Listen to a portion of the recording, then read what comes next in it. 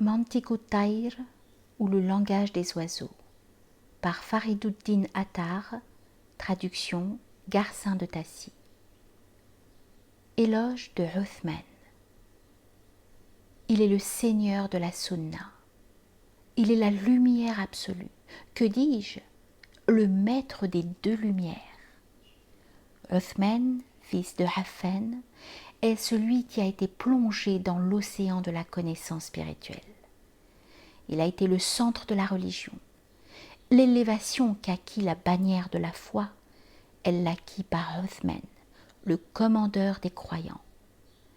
La splendeur religieuse qui brille sur la surface des deux mondes fut tirée du cœur lumineux du possesseur des deux lumières.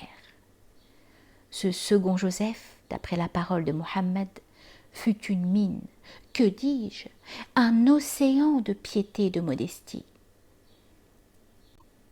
Il se sacrifia pour servir son parent, Mohammed.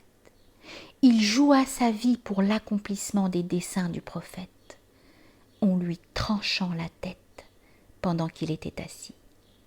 Il ne tenait à rien, si ce n'est à la compassion.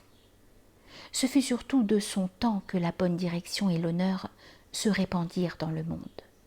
Par sa justice, la foi se propagea, et par sa sagesse, le Coran.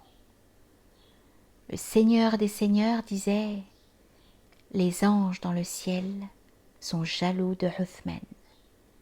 Et le prophète a dit aussi « Dieu ne compte pas avec Uthman quand il lui découvre ses mystères ».